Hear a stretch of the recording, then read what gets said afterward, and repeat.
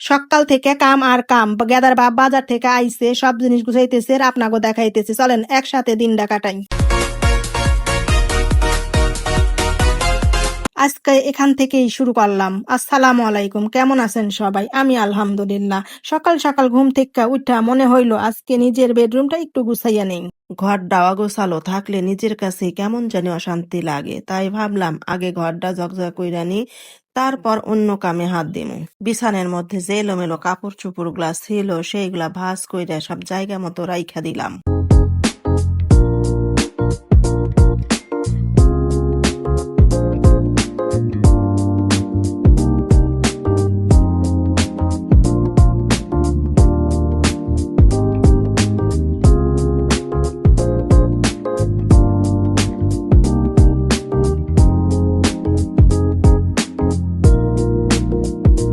বেডের চাদরটা ঠিক করলাম, বালিশগুলা সুন্দর করে রাখলাম, এদিকে ওদিকে যা ছিল সব জায়গা মতো রাখতেছি। আমার কাছে পরিষ্কার পরিচ্ছন্ন একটা ঘর মানেই শান্তি। কাম যতই থাকুক, গোছানো ঘর দেখলেই মনটা ভালো হইয়া যায়। এইগুলা তো প্রতিদিনের কাজ। আমার ঘরের ওয়ার্ড্রোবের উপরটা মুইছা আবার ঠিকঠাক করে সবকিছু গুছাইয়া রাখতেছি।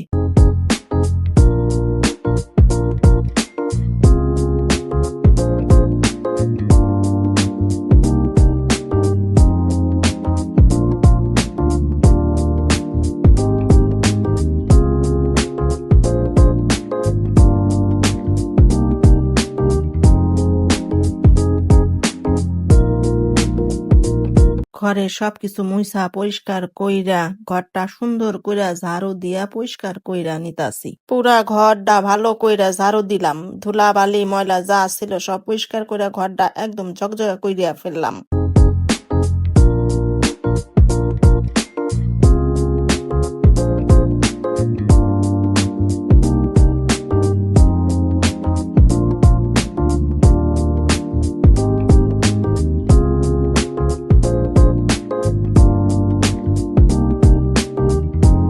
আলহামদুলিল্লাহ সবকিছু গুছাইয়া ফেলাইছি। সকাল থেকে শুধু কাম আর কাম। এই যে আমার বেডরুমের ফাইনাল লুক। ঘর গুছানোর কাম শেষ করছি, এমন সময় গেদার বাপ বাজার নিয়ে আইছে। আমি তো কইলাম আচ্ছা দেখি আজকে আবার কি কি নিয়ে আইছে।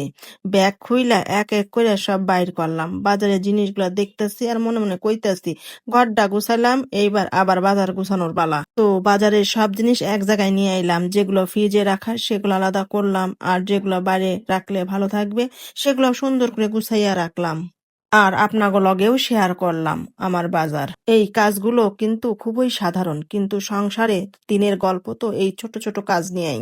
আর আমি ভাবলাম আপনাগো থেইক্কা এগুলা লুকায়া লাভ কি, যা করি আপনাগো সাথেই শেয়ার করি।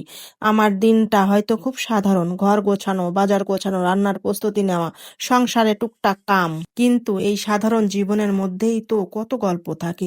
আর আপনারা যখন আমার সাথে এই গল্পগুলো দেখেন, কমেন্ট করেন, ভালোবাসা দেন, তখন সত্যি মনে হয় আমি একা না, আপনারাও আমার এই ছোট্ট পরিবারের অংশ।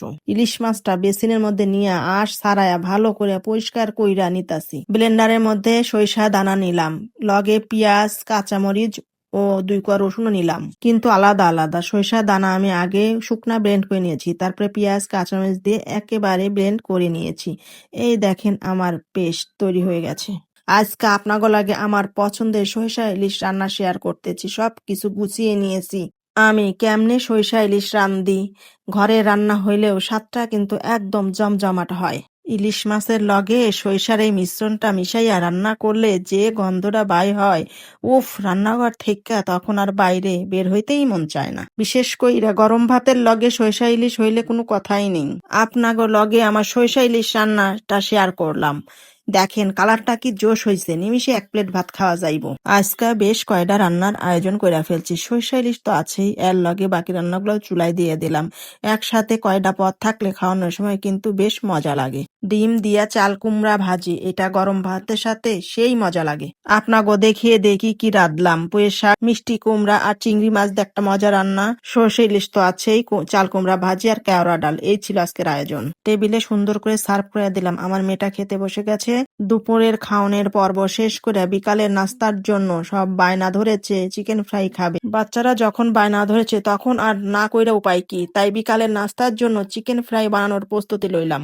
আমি যেভাবে বানাই সেটাই আপনাগো লগে শেয়ার করি। ঘরে বসে সহজভাবে কেমনে চিকেন ফ্রাই বানানো যায় সেটাই আপনাদের দেখাইতেছি। প্রথমে চিকেনের টুকরাগুলো ভালো করে ধুইয়া পরিষ্কার করে নিলাম। এরপর মশলাপাতি দিয়ে সুন্দর করে মাখাইয়া রাইখা দিয়েছিলাম কিছুক্ষণের জন্য, যাতে মশলার স্বাদ চিকেনের ভেতর পর্যন্ত ভালো কইরা যায়। এরপর কর্নফ্লাওয়ার, আটা আর একটু চাউলের গুঁড়া দিয়ে মাখাইয়া এই যে গরম তেলে ছাইড়া দিলাম। এখন চিকেন ফ্রাই গুলো লাল লাল করে ভেজে নিব। বাচ্চাদের মুখে হাসি ফোটানোর জন্য ঘরে বসে একটু কিছু বানাইতে পারলেই মায়েদের কাছে সেটা সবচেয়ে বড় আনন্দের। আমার চিকেন ফ্রাই গুলো হয়ে গেছে, আমি উঠিয়ে নিচ্ছি। সেই সাথে আপনাগো থেকে আজকের মতো বিদায় লইতাছি। সবাই ভালো থাইকেন, সুস্থ থাইকেন। ভিডিওটা ভালো লাগলে লাইক, কমেন্ট, চ্যানেলটা সাবস্ক্রাইব কইরা পাশে থাইকেন। আবার দেখা হবে নতুন কোনো ব্লগে। আল্লাহ হাফেজ।